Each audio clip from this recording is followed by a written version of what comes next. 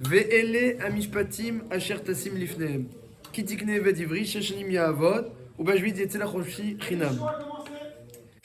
Alors, on sort de Matan Torah, hein, avec le tonnerre, les éclairs, le feu qui brûle jusqu'au ciel, les colottes, les brakim, le kol shofar, le son du shofar qui va en se renforçant, on sort, et puis on arrive dans un parashat Mishpatim, on voit là-bas Eved Ivri, l'esclave juif, voilà comment il faut lui donner une femme, il va faire des enfants et qui vont devenir des avadim, et puis comme il est Eved, alors on peut même lui donner une chifra, bien que derrière Klal c'est assourd, mais lui, ou Yarad Meod Midar Gato, il est descendu, on lui donne même une chifra.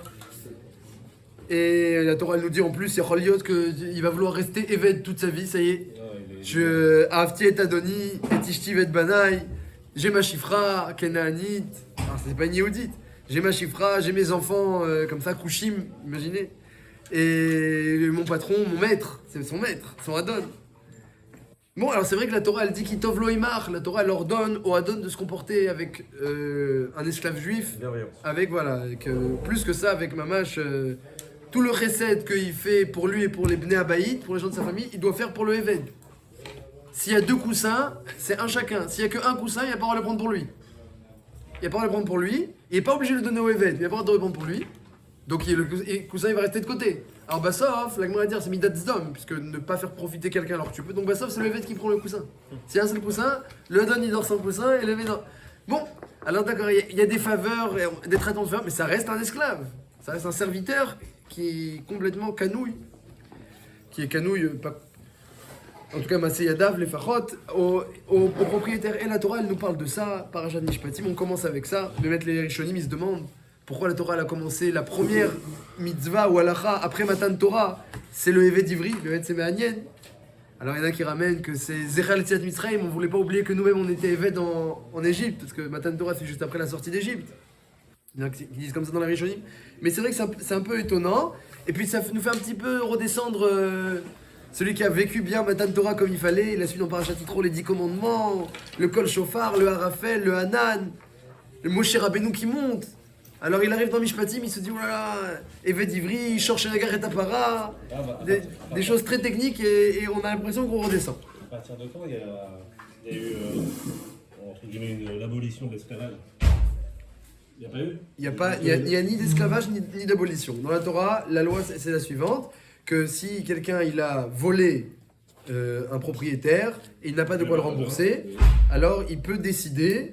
il peut décider de se vendre à lui et ensuite il aura un digne de Eved Ivri. Voilà, jusqu'à qu'il rembourse sa dette.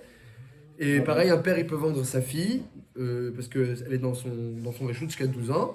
Il peut la vendre et donc c'est comme ça qu'on peut trouver le moussak de Eved Ivri et Ama Ivriya. Mais c'était très nadir. Hein. Les Maasé, c'était tout à fait rare.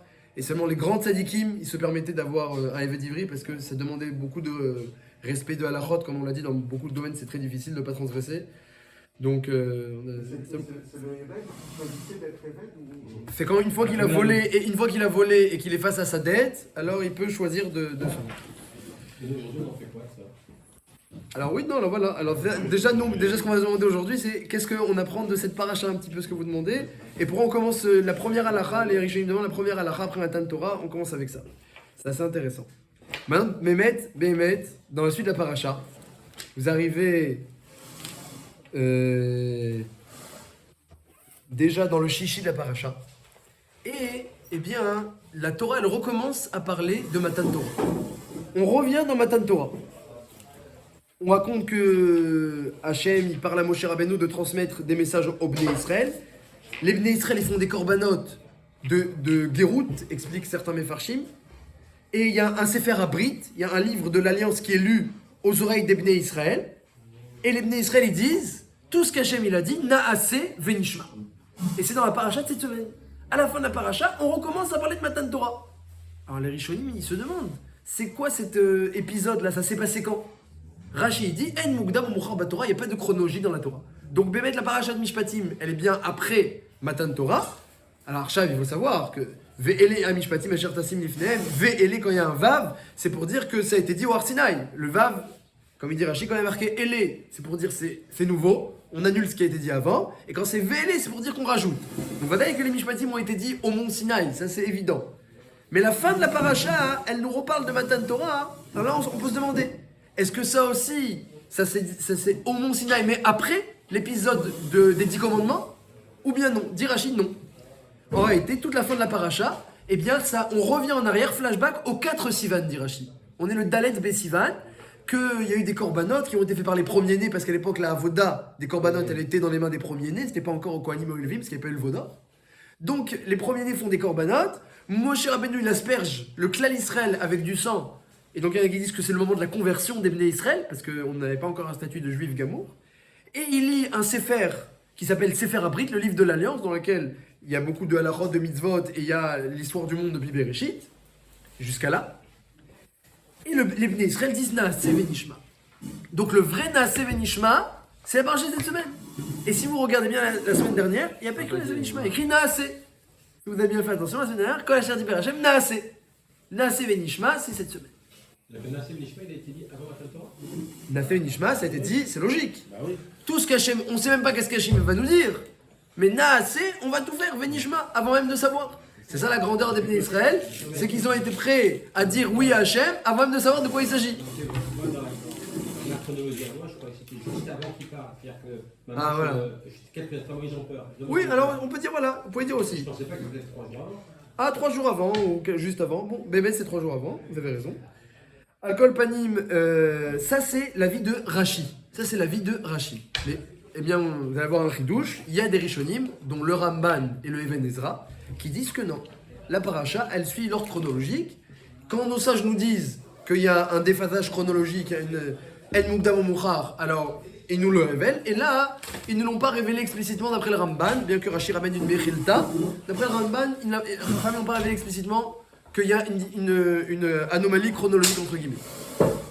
Donc d'après le Ramban, ici on ne dit pas En Mukdam Mukhar Batora, et donc tout va dans l'ordre. En d'autres termes, qu'est-ce qui ressort de là, d'après le Ramban?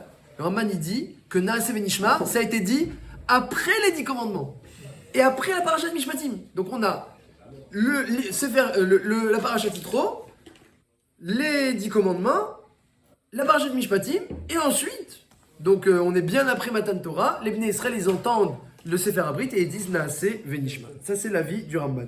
Évidemment la question qui se pose tout de suite, c'est quelle est la grandeur du Naaseh Venishma? Si les Bnei Israël arrivent le 4 Sivan, on sort d'Égypte, on arrive au Mont Sinaï, on ne sait même pas de quoi il s'agit, on nous a dit qu'on va recevoir la Torah, c'est un truc extraordinaire, on ne sait même pas c'est quoi la Torah. On a reçu seulement, on a entendu parler du Shabbat, on a reçu le Shabbat, on a reçu Kibbout Avehem, on a entendu parler de Paradouma, Amara, mais c'était un peu vague. Maintenant on arrive, on ne sait pas trop combien de mitzvot, 100, 200, 50, 613, on ne sait pas. Et on vient en dire Naaseh Venishma, alors là c'est extraordinaire. Ouais. Mais là, on a entendu les 10 commandements, on a vu le ciel qui s'est ouvert, on a vu voilà, bon, alors non, ça, qu'ils ont Emouna depuis Yamsouf, c'est vrai. Mais est-ce qu'ils ont entendu de quoi il s'agit? Parce que avoir Emouna Bachem et accepter les mitzvot, c'est pas pareil. Il y a beaucoup de goïms qui peuvent avoir Emouna dans un Dieu unique. C'est pas pour ça qu'ils ont pris sur eux de faire toutes les lois de la Torah. C'est Rachid qui dit que la montagne, Hachem il avait la montagne. C'est la Gemara dans Shabbat, page 88, qui est médaillée du texte. Vaïtsatsevou Betartita'a. Ils se sont tenus sous la montagne. Là-bas, c'est enseigné dans la Gemara Shabbat Pechet. Alcool Panim.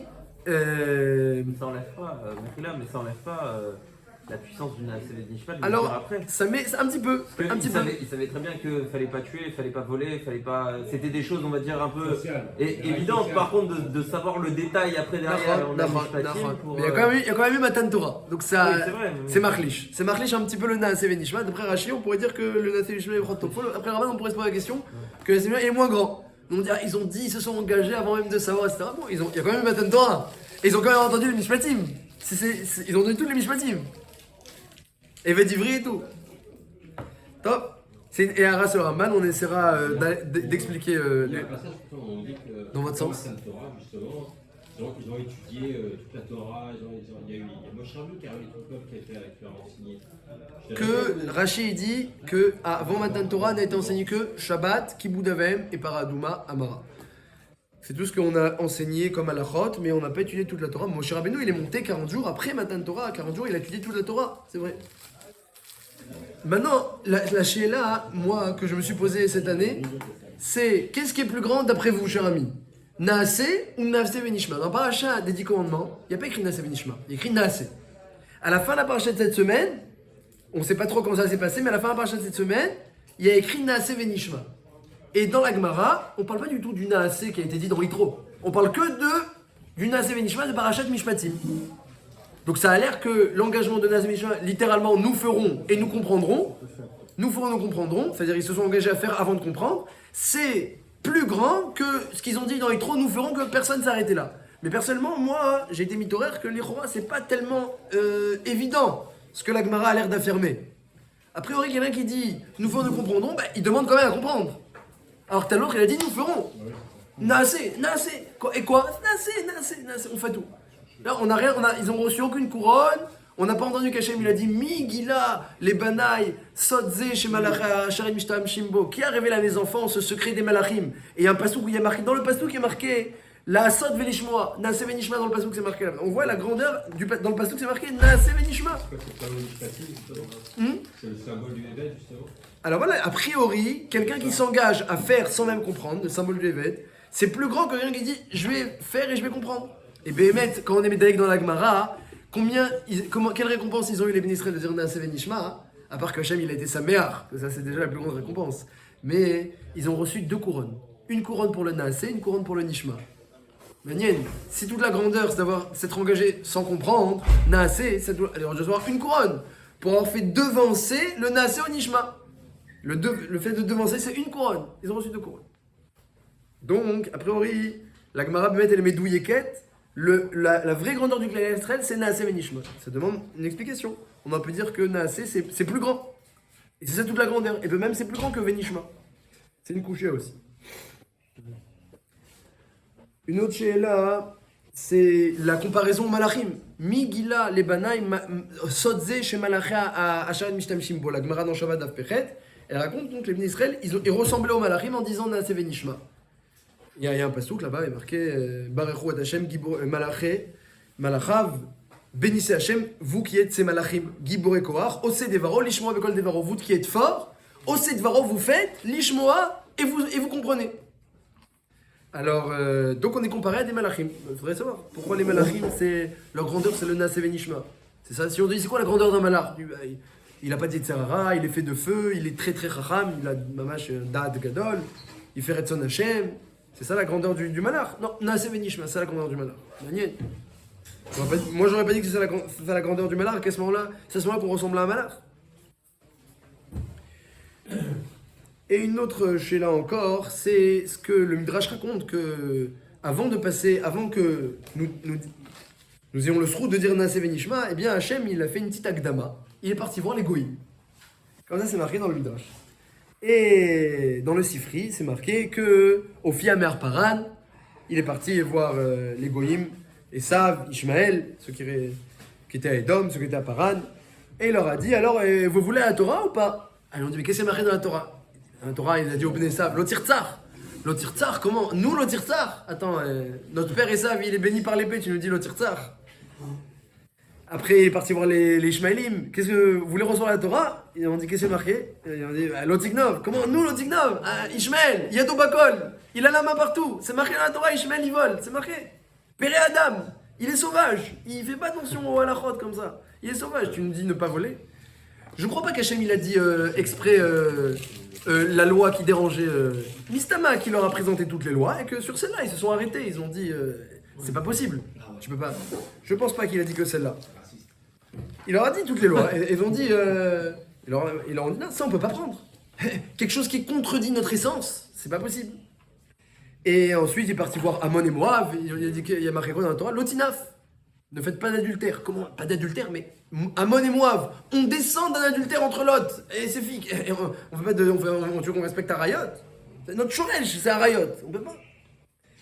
Verrouler, encore d'autres choses, d'autres peuples ils ont tous, d'après le Midrash, le Sifri, c'est marqué que tous les peuples ont eu un strout de pouvoir recevoir la Torah et que ça bloquait quelque part. La Kushia, c'est que dans le Midrash, les halachot qui sont marqués, l'adultère, le vol, le meurtre, toutes les lois qui sont marquées, ce sont des lois que les Bnei Noirs ont reçues par Noir. Ce sont des lois auxquelles les Goïms sont assujettis. Donc c'est assez étonnant. Vous voulez recevoir la Torah? Ah non, on peut pas faire ça, on peut pas parce que l'autre tsar c'est trop. C'est pas pour nous. Comment c'est pas pour vous? C'est pas mal. Les bnei noirs, vous êtes des bnei noirs? Vous êtes des déjà bnei ça. noirs, vous avez une obligation stricte. Il y a le Gainan sinon pour les bnei noirs et ils sont prévenus, Hachem vient leur parler, vous devez recevoir. Et ils leur disent, les nations disent à Hachem cet argument, puis Hachem zénira qu'il est masqué. Ah, c'est vrai, écoutez, c'est pas pour vous. C'est vrai, c'est pas pour vous. Bien sûr que c'est pour vous. L'autre tsar c'est pour vous, l'autre Ignov c'est pour vous, l'autre Ignov c'est pour vous. Donc l'argument des bnei noirs il est étonnant et l'acceptation de cet argument par Hachem il est aussi étonnant. Ari Hachem toi-même tu leur as ordonné toutes ces lois-là. Ah, il leur donnait aux anges des nations, pas directement à eux. Ah non, non, non, Lesquelles Noir, il ordonne à Noir de transmettre à ses enfants toutes les lois de Noir. Ah oui. Alors, donc ça c'est une couche à mettre sur le Mais Midrash. on ne pense pas qu'ils descendent de noir. Ils descendent de Noir. Eh non. Ils descendent du singe. Mais Hachem, comment il accepte cet argument? Hachem, et puis à l'époque il n'y a pas des idiots comme ça, c'est nouveau, ça, c'est récent ça. À l'époque les gens ils avaient Emouna Hachem, on parle pas. Ils savaient, Hachem est venu leur parler. Il leur parlait. C'était quand les Tsara étaient trop forts. Oui, mais il fallait dire, c'est trop dur, le dire c'est trop fort. Non, ils ont dit ça contredit notre peuple, ça contredit notre peuple. Hachem a dit, ah, mais c'est Mais ça veut dire ça. oui, non, mais ça veut dire. Mais ça veut dire. Hachem il leur a donné cette loi. Alors il y a une contradiction quelque part. Pour Hachem, tu leur donnes cette loi à Noir. Tu sais très bien, ça contredit leur Yetzirara, ça contredit leur essence. Alors ne leur donne pas. Non, Hachem il leur donne. Donc c'est qu'ils peuvent et ils doivent. C'est qu'ils peuvent et ils doivent. Et ensuite, à Matan Torah, les goïms disent non, on peut pas. Hachem dit, ah, Béhémet, vous avez raison. Non, c'est pas la même. C'est pas la même chose qu'on dit. Parce qu'il y en a, on nous dit, vous devez faire ces règles, vous acceptiez ou non. Ça, c'est le Bélén de Adam. Bnei Noir. L'autre tire ça, ne tuez pas. Voilà. Bon, tu respectes, tu respectes pas, autant pour toi. L'autre, on nous dit, est-ce que tu veux la Torah et être mon représentant sur terre pour diffuser la Torah? C'est pas la même chose. Alors vous dites que, si je comprends, il y a deux éléments de ce que vous dites, deux éléments de réponse. On impose. C'est que on impose et on reçoit, et puis en plus là on reçoit, mais on reçoit mamash Beofen Malé. C'est déjà un élément en effet. C'est un élément. On va aussi aller Bezat Hashem dans ce sens avec des mécorantes. Bezat Hashem.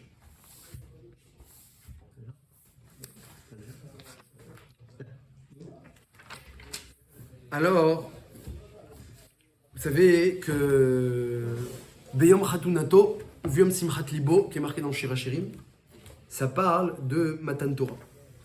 Hein? Ishakeni Mishikot Piu, Kitovim Dodechamiim. Embrasse-moi Hachem. C'est marqué dans Shir Hashirim. Nishikot Piu, Kitovim Dodecha, et sache que ta tendresse, c'est mieux pour moi que le vin. Les Reach Shemanecha Tovim, Shemen Turak Shemecha. Alken Alemot Evocha, tout le monde est attiré par toi Hachem. Moshcheni acharecha, tire-moi avec toi. Narutsa, on va courir. Viens Melech Hadarav, le roi m'a amené dans sa chambre. Nagila Venismechabar, on s'est réjoui. Naskira Dodechamiaim, je me souviens de cet instant toute ma vie. Chez Rorani, même si des fois je suis pas beau, je suis noir par mes fautes. Mais Altirouni, c'est pas de ma faute. Zafadi Hashem, le soleil il m'a brûlé. C'est l'influence des nations. Mais moi, je suis beau aux yeux d'Hachem. Agidali Shavanafshi, etc. La kirva entre le clan Israël et Hachem dans Shir Hashirim, elle est extraordinaire. Extraordinaire. D'ailleurs, Shir Hashirim, ça s'étudie pas comme ça. Il faut étudier bien avec quelqu'un qui a des bonnes ashkafot et qui connaît bien les mefarshim et qui sait expliquer le texte comme le roi de Chachamim. Et pour pas que Hashem ait de déviation. Et en tout cas, le chidouche, c'est que, eh bien, ce passage-là, il parle de Matan Torah. Et le Tashbetz, il dit que toute la lachot entre Khatan et Kala, tous les minagim pour être précis, les minagim qu'on a l'habitude, eh bien, on apprend de Matan Torah. Même la choupa, on sait, la choupa, qu'est-ce qui est marqué sur la choupa? La choupa, il dit le Tashbetz, et aussi quoi? Et aussi Rabbeinu David dans Psachim. Donc il y a beaucoup de Rishonim. Ils disent que la choupa, le moussak de choupa, on le voit de Matan Torah déjà. Hachem, il a retourné la montagne sur nos têtes. Il a dit, vous prenez la Torah, ou alors je la fais tomber. La montagne. Comme ça la Gemara le dit. Et on voit de là le moussak de choupa. Les louchot, c'est la ketouba. Et il y en a qui disent que c'est l'alliance. Parce que Moshe Rabbeinu, il a cassé les louchot. Il a cassé les louchot quand les Bnei Israël ont fait le vaudor, parce qu'ils ont trompé leur mari qui vient rôle. Les Bnei Israël, si les Bnei Israël c'est la Kala et Hachem c'est le Khatan. Donc Avodah Zara, quand ils ont fait le vaudor, c'est comme s'ils ont trompé leur mari. Alors Moshe Rabbeinu, il a cassé le louchot pour qu'on revienne à un statut de pnouya, de célibataire. Donc célibataire, c'est seulement, ça interdit pas au mari, sa femme elle n'est pas interdite à son mari lorsque c'est célibataire. Donc on voit qu'il y a un grand parallèle entre Khatan et Kala et entre Matan Torah. que le Sefer Abrit, ce serait la Ketouva, les Luchot, ce serait l'Alliance, la montagne qui se retourne, ce serait la Choupa, et tout le Midrash, même tout le passage de Shir HaShirim qui parle du Khatan et de la Kala, eh bien le Midrash il explique au sujet de Matan Torah. Donc ce serait intéressant, Matan Torah, ça a l'air d'un moment de grande proximité. Pourtant, c'est marqué méfouage dans la Torah que les Bnei Israël, pour eux, c'était très dur, Matan Torah. Et Moshe Rabbeinu leur dit, ne vous inquiétez pas, c'est pour que vous ayez la crainte du ciel sur vous, qu'Hachem il descend lui-même. C'est vrai qu'il y a une grande proximité, mais imaginez la proximité que la Shrina, c'est peut-être transcendant et extraordinaire, mais c'est aussi intense. Et les Neshamot, elles voulaient sortir du corps. Hachem il devait envoyer du tal de Triat Hametim, c'est marqué dans le Midrash, pour que les Neshamot, elles restent. Il y avait une résurrection comme ça, permanente, pour pas que les Bnei Israël ils meurent, mais Rov Kirva avec Hachem. Donc c'était pas facile à supporter. Et Moshe Rabbeinu a dit, vous inquiétez pas, c'est une épreuve pour que vous ayez la crainte toute votre vie. Les Beltir Teredeo, grâce à ça, vous ne fauterez pas. Ça va nous protéger de la faute. Mais mettre à la Khalema assez, il y a beaucoup de différences entre un juif et un goy dans le Teva qui sont mentionnés dans la Gemara et dans le Shulchan Aruch. Parce que quand on est passé par Har Sinaï, eh bien ça ancre. Même dans la souche du clan d'Israël, un richouk avec la faute. C'était une telle épreuve que ça nous a éloignés de la faute pour le Olam. Dans certains domaines. Ouais, parce qu'on a bien ça, ils ont refusé d'écouter le. Oui, non, ça s'éloigne pas complètement. Évidemment, tout le massim chez Becholom, que malheureusement on fait des avérotes. Pourquoi d'ailleurs ils ont. Mais il y a certaines avérotes sur lesquelles un juif, il est un juif, même stam juif, il n'est pas suspecté, et un goy il peut être suspecté. Et la racine, c'est, disent les farshim, c'est que dans le Midrash, il est marqué que quand on passe au Har Sinaï, alors il y avait une certaine purification. Donc c'était très dur le Har Sinaï. Et pourtant le Midrash il te dit Shakeni, Mishkot Piyou, la proximité entre un Khatan et la Kala. Et Hachem il nous prend avec lui, on va dans sa chambre et c'est un souvenir extraordinaire. Et quelle joie et quel bonheur. Donc c'est très intéressant. Même le Shir HaShirim lui-même, Rashi dans l'introduction de Shir HaShirim, il dit il y a beaucoup de Shirim dans la Torah. Et même Shlomo Ameler qui écrit Shir HaShirim, il écrit beaucoup de Shirim dans la Torah. Il écrit beaucoup de Shirim lui-même. Mais il faut savoir, dit Rashi, que le plus nakil, solette, le plus pur, le plus comme la farine fine, la fine fleur de farine, et le plus kadosh, c'est Shir HaShirim. Chez Im Kol HaShirim Kodesh, Shir HaShirim Kodesh Kodesh. Si tous les shirim de la Torah ils sont Kodesh, eh bien, donc il y a une Kedusha Meyuchedet dans le Shir, eh bien, le Shir HaShirim est Kodesh Kodeshim. Pourquoi? Chez Kulo, dit Rashi, Kulo Irat Shamaim Vekibul Ol Malchuto. Tout le Shir HaShirim, qu'est-ce que c'est? Si on devait faire un résumé de Shir HaShirim, il n'est que crainte du ciel et royauté céleste. Comme ça, il dit Rashi. Crainte du ciel et royauté céleste. Et là, tout le monde s'étonne. Comme ça, il dit Rashi au nom de Rabbi Akiva. Et là, tout le monde s'étonne. Shir HaShirim, crainte du ciel et royauté céleste. Kabbalat Ol Malchut Shamaim et crainte du ciel. On n'a pas l'impression quand on lit Shir HaShirim que ça parle de crainte du ciel et de Kabbalat Ol Malchut Shamaim. Ça parle d'amour, de tendresse, de gentillesse, de proximité. Rashi, non. Kulo Irat Shamaim. Kabbalat Ol Malchut Shamaim. Et pareil, c'est le même problème pour Matan Torah. Matan Torah, on le décrit comme un moment de grande proximité. Khatan et Kala, la montagne qui se retourne, c'est la Choupa. Mais d'un autre côté, on sait bien qu'il y avait du feu, il y avait de la peur, et la montagne, elle menaçait de tomber. Alors, Ils sont tous morts, ils ont demandé à. voilà, ils ont été ramenés, donc voilà. Alors c'est ça un petit peu la dualité, le paradoxe de Matan Torah qu'il faut essayer de résoudre. Alors Bémet, la réponse la plus, les fanez-nous, la plus devant nous, eh bien c'est sûrement ce Eved Ivri. Ce Eved Ivri au début de la paracha, c'est un esclave, il est serviteur. Et il est Meshuba, il est complètement assujetti à son maître. Ce que son maître il dit, il doit faire. Le maître, s'il veut prendre une chifra et lui donner, il n'a rien à dire. Les enfants, c'est les serviteurs eux-mêmes qui sont des avadim pour le patron. Et s'il sort, eh bien il sort sans sa femme et sans ses enfants parce que rien ne lui appartient. Il est venu célibataire et repart célibataire. Même s'il a une femme, des enfants ensuite là-bas, c'est pas à toi. Rien n'est à toi ici. Et donc c'est des conditions difficiles. C'est pas n'importe qui a envie d'être Eved. Mais s'il veut rester Eved longtemps, on lui poinçonne l'oreille. Parce que t'as entendu au Har Sinaï qu'il faut être Eved d'Hachem, mais maintenant tu vas être Eved d'un homme, on lui poinçonne l'oreille. Comme ça, c'est Nidrash. Comme ça, c'est expliqué le poinçon de l'oreille. Dans la Torah, c'est pas marqué la raison, mais Chachamim m'explique. Et pourtant, qu'est-ce qu'il dit le Eved? Qu'est-ce que la Torah, elle dit? Dans la Torah, on parle pas d'un Eved qui est pas content, qui se rebelle, etc. La Torah, elle nous dit que le Eved, c'est Iroliot, qu'est-ce qu'il va dire? Il va dire Ahavti et Adoni, j'aime mon maître. Et Tishti, j'aime ma femme. Il appelle sa femme. Et Banaï, j'aime mes enfants. Loïtse Khofshi, je vais sortir libre. Tout homme aime la liberté. La Torah, elle nous décrit le contraire. Mais la Torah, elle dit Nekuda. Ahavti. Ahavti. Ahavti et Adoni. Qu'est-ce qu'elle nous dit ici, la Torah? Elle nous dit, quelque part, le secret de l'assujettissement. Comment un homme, il n'a pas envie d'être assujetti. Tu as envie d'être évêque, d'être assujetti, d'être serviteur. Personne n'a envie. On n'a pas envie d'être assujetti. C'est quand qu'un homme, il a envie d'être assujetti, à Hafti, lorsqu'il a de l'amour. L'amour. L'amour, ça donne envie d'être assujetti. Quand on a de l'amour pour l'autre, quand on a besoin aussi. On a besoin de l'autre. Le besoin, ça crée un lien d'affection. Le fait d'avoir besoin de quelqu'un et qui comble notre besoin, c'est un lien d'affection. Et puis on est assujetti à lui parce qu'on sait qu'il nous comble nos besoins. C'est exactement le cas du Éved, avec son maître. Un maître tzaddik, puisqu'on parle dans la Torah qui fait les halachot de la Torah, il y a pas mal de halachot on a précisé avec le Éved. Eh bien, il sent qu'il lui comble son besoin et qu'il est là pour lui et qu'il n'a pas, il peut s'appuyer sur lui. Alors la Torah elle dit que c'est pas bien parce qu'il faut avoir cette relation avec Hachem. Mais au passage, elle nous apprend qu'est-ce que c'est un Éved. Une fois j'avais un rave.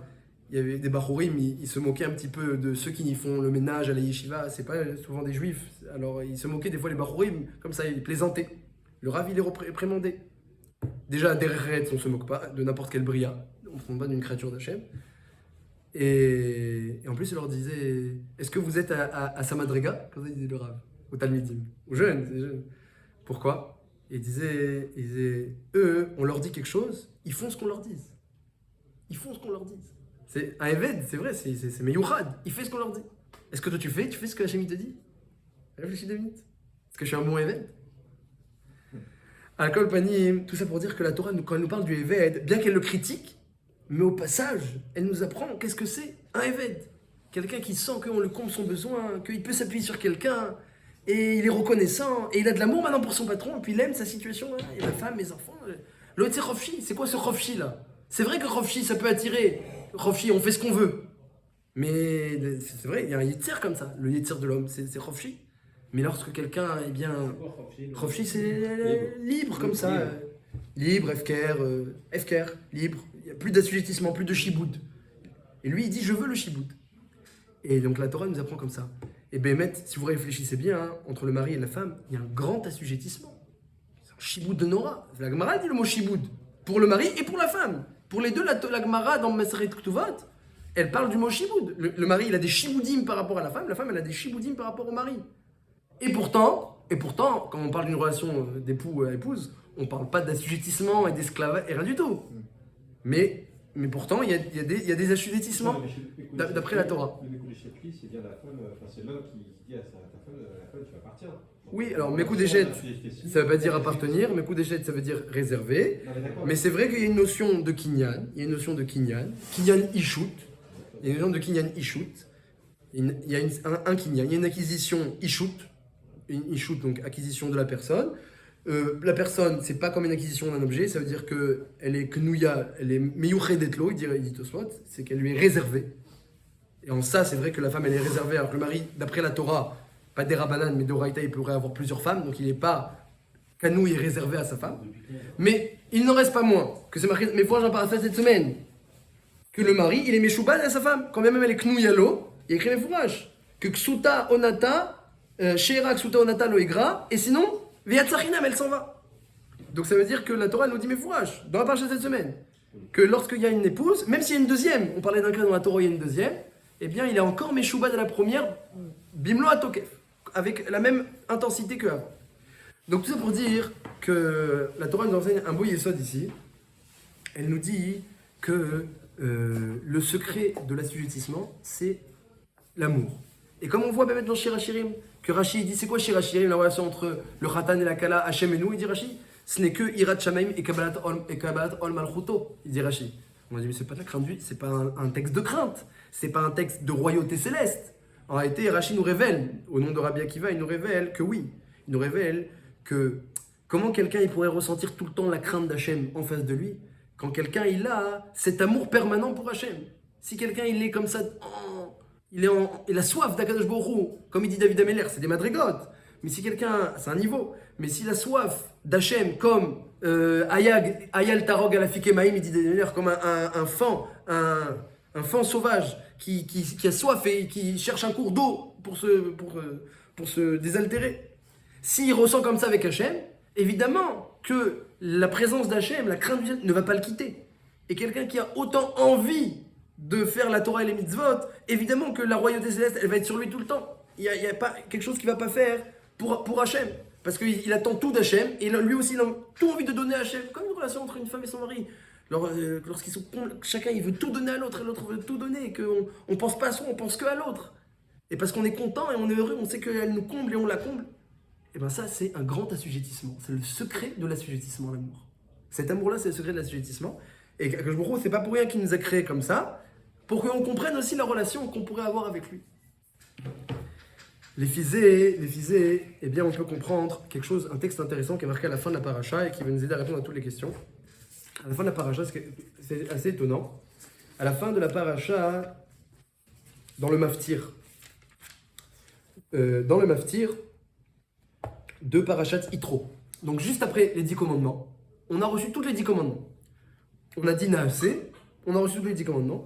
Qu'est-ce qui a marqué? Moshe Rabbeinu, il dit, Hachem dit à Moshe, dis au Bnei Israël, s'il te plaît, que voilà, vous avez vu, je vous ai parlé. Raïtem, Kimin Hachamim dit Barti Machem. Dit Hachem, vous avez vu, je vous ai parlé. L'Ota Suniti, faites pas avec moi des dieux d'argent, faites pas avec moi des dieux d'or. Et s'il vous plaît, lorsque vous construisez un misbéar, au Beth Amikdash, ne le faites pas avec une épée. Et à part ça, lorsque vous faites une alia, une rampe pour monter, faire les corbanotes en haut du misbéar, ne faites pas des escaliers. Pour ne pas on voit une nudité lorsque vous écartez les jambes pour monter les escaliers, les Kohanim ou les premiers-nés à l'époque. Tu leur diras ça au Bnei Israël.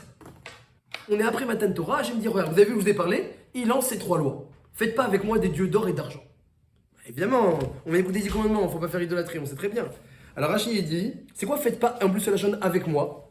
Eh bien Rachid dit, c'est que si on fait les krouvim, les chérubins qui doivent être dans le Beth Amikdash, eh bien on les fait pas en or, comme l'ordre d'Hachem, mais on les fait en argent. Ou alors si on n'en fait pas 2, on n'en fait qu'un. On change un petit peu le modèle que Hachem il ordonne. Eh bien dit Hachem, pour moi ça s'appelle Elohé Chesef Elohézav, c'est de la Vodazara. Tu fais des idoles, pas comme je t'ai demandé. C'est vrai que moi je t'ai demandé de faire des idoles, et que c'est pas de la Vodazara, c'est le Kodesh Kodashim. Les krouvim en or, les chérubins en or sur le Aaron à Kodesh, l'arche sainte. Mais si tu fais pas comme il faut, c'est la Vodazara. Et attention, ne fais pas le misbéach avec une épée. Pourquoi? Ça ressemble à une retzira. Tu frappes comme ça sur les pierres avec une épée. C'est une retzira. Le Beth Amikdash, c'est pas un makom de retzira. Et enfin, ne monte pas les escaliers ne monte pas la rampe avec des escaliers pour aller faire les corbanotes. Bien que les Kohanim, en dessous, leur kétonnette, ils avaient un pantalon. Ils avaient un pantalon, ils avaient dessus comme une djellaba. Une kétonnette. Donc, même s'ils écartent un petit peu les jambes dans l'escalier. Non, mais Zénira, ça a l'air que les escaliers peuvent voir la nudité des Kohanim. Ça a l'air. Alors, les escaliers qui peuvent voir la nudité des Kohanim, peut-être. Alors, c'est déjà, la Torah elle dit, l'otigaler va tralav. Fais pas Gilou Yarayot. Alors, Ravolbe, il explique que c'est ça toute la force des Bnei Israël et qu'Hachem, il a vu que les Bnei Israël, ils étaient prêts à recevoir la Torah comme il faut. C'est ça toute la force. C'est quoi la force des Bnei Israël? C'est que Hachem, il a dit dans la Torah, faites pas d'idolâtrie. C'est quoi, faites pas d'idolâtrie? Faites pas d'idolâtrie, pas faire une idole. Les Bnei Israël, ils ont compris beaucoup plus profond. C'est-à-dire que toute forme d'idolâtrie, tout ce qui dérive de l'idolâtrie, à Vizraïou, tout ce qui se rapproche de l'idolâtrie. La Gemara dit même quelqu'un qui se met en colère, c'est comme s'il fait de l'idolâtrie. Quelqu'un qui est orgueilleux, c'est comme s'il fait de l'idolâtrie. Quelqu'un qui peut idolâtrer l'argent. Et lui, qu'est-ce qu'il fait? Il fait des statues pour Hachem, attention, hein, dans le Beth Kodesh Elohim, mais pas exactement comme Hachem il dit. La Torah, c'est idolâtrie. Après, il fait quoi? Il va préparer le misbéar et couper les pierres avec du fer. La Torah dit attention, c'est du meurtre. C'est quoi le meurtre? Le meurtre c'est tué? Non, non, mais là ça ressemble, c'est Karov. Ça peut se rapprocher au meurtre. Et après, lorsque tu montes les escaliers, c'est Gilou Yarayot. La Torah appelle ça Gilou Yarayot. Alors Ravolbe il explique comme ça, c'est ça, toute la force de Matan Torah, c'est ça. Et c'est ça le Naaseh Venishma, ou Bifrat les Fia Ramban. Les Bnei Israël, ils n'ont pas dit juste Naaseh, comme on a demandé. On va faire ce qu'Hachem il a dit. Naaseh Venishma, on va apprendre. C'est-à-dire qu'on va faire, on va apprendre. Ça veut dire, le Midrash dit Nishma Venosif. On va comprendre l'essence. on va comprendre la portée de la volonté d'Hachem. Dans le Hari, c'est marqué que la volonté d'Hachem s'appelle, d'après le Zohar, Or En Sof, une lumière infinie. C'est un nom que le Zohar donne pour définir cette volonté d'Hachem. Si on voulait lui donner un nom, on l'appellerait Or En Sof. Ce sont évidemment des termes humains pour parler de Moussa qu'on ne côtoie pas, mais il faut savoir, c'est une lumière infinie. Quand Hachem il dit ne tue pas, est-ce que tu crois qu'Hachem, sa volonté, c'est une halakha, ne tue pas? Il a jeté une lumière, Hachem. Il a jeté une lumière infinie. Ne tue pas. Quand il dit Hachem, ne révèle pas la nudité, tu crois qu'il parlait d'un homme avec une autre femme ou un adultère comme ça, pachout? C'est vrai que c'est ça les mots qui ont été dit, l'otinaf, c'est l'adultère, c'est ça qui a été dit. Mais il a jeté une lumière infinie sur terre. Quand il a dit ne tue pas, ne vole pas, ne fais pas d'idolâtrie, aussi, il a une lumière infinie. Et essaie de capter la portée de cela.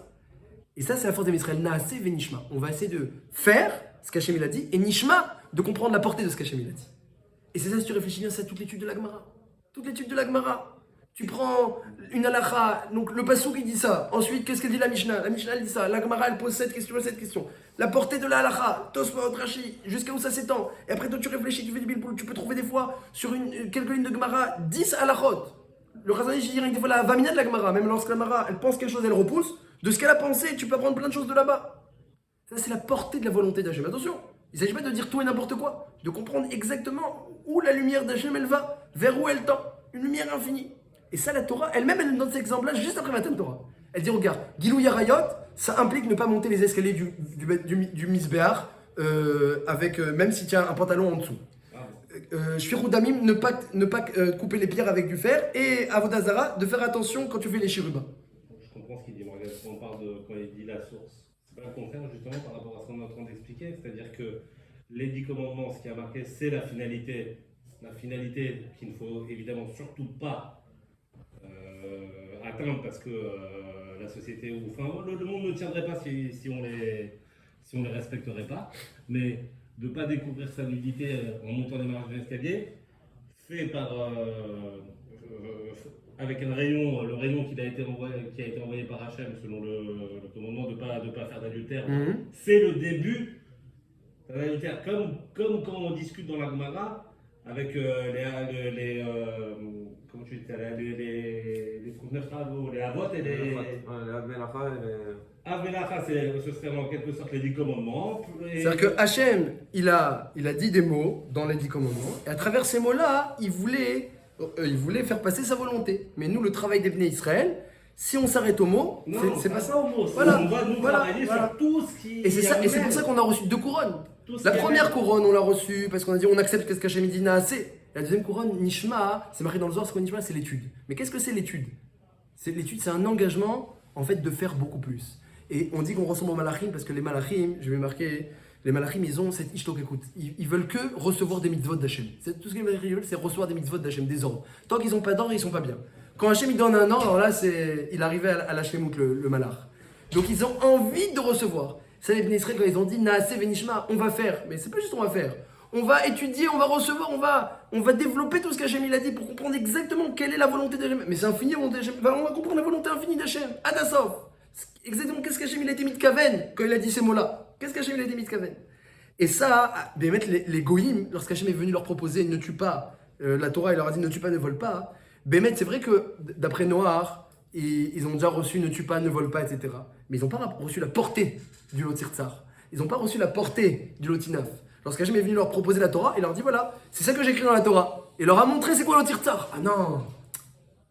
D'accord, on peut respecter ne pas tuer comme tu as ordonné à Noir. On va surmonter notre penchant sur ça. Mais la portée de ne pas tuer, la portée de ne pas voler, c'est marqué celui qui fait honte à son prochain c'est comme s'il a tué, celui qui lui prend quelque chose qui lui appartient c'est comme s'il a tué, celui qui le vexe, ça peut être aussi une forme de crime. Ça, on n'est pas capable d'accepter la portée de ne pas tuer. On accepte la Torah orale, mais pas la Torah écrite. Les goïms, ils ne voulaient pas accepter la portée du commandement d'Hachem. Sans rentrer maintenant dans. Ouais, sans rentrer écrit oral, c'est cachot. Mais sans rentrer, la Nekuda, elle est que Hachem, dans la Torah écrite, il nous dit, comme vous dites, c'est le concentré. Et ensuite, maintenant, à nous de mettre l'eau et de diluer, de comprendre qu'est-ce qu'Hachem il attend. Donc on comprend bien que même d'après le Ramban, que Naaseh venishma c'est venu après Matan Torah, c'est un très bon engagement et peut-être c'est encore mieux. Maintenant qu'on a entendu toutes les lois de 10 commandements, Naaseh venishma. Le Naaseh, on l'a dit avant Matan Torah. Mais le Nishma, de s'engager à tout étudier, d'approfondir, de comprendre la volonté d'Hachem, ça intervient, c'est tout à fait ma team, ça intervient bien, même après les 10 commandements, c'est un bon assez, on comprend les 2 couronnes, on comprend pourquoi on ressemble aux malachim qui ne veulent que recevoir des ordres d'Hachem. Nous on cherche tout le temps, qu'est-ce qu'on cherche dans la Gemara, qu'est-ce qu'on cherche dans le Shulchan Aruch, on cherche encore plus de mitzvot, encore plus d'ordres d'Hachem. Mais comment tu peux être assujetti comme ça à Hachem? Comment tu peux aimer? Parce que j'aime l'assujettissement à Hachem. Ahavti et Adoni, le Rachem il dit Adoni, c'est Hachem. Et Ishti, c'est la Torah. Et Banaï, c'est les mitzvot. Le Eved, il dit sur son patron et sa femme africaine et knanite et vrai. Et nous, on dit sur Hachem, sur la Torah, sur les mitzvot. Et la Torah, elle commence, juste après Matan Torah, elle commence avec ce Eved Ivri pour montrer, regarde comment Eved, il aime être avec son patron. Toi aussi, si tu comprends que je te comble entièrement dans tous les domaines, que tu peux être sa mère, que tu développes cet amour-là, l'amour dans l'étude, l'amour dans les mitzvot, si tu développes ça, tu vas être le plus grand Eved. Tu vas être le plus grand Eved. Donc Eved, c'est pas être kofé, c'est pas la kfia, c'est pas forcer, c'est pas en forçant qu'on peut arriver à ce chiboud-là. Le vrai assujettissement, eh bien, il découle de l'amour. D'accord.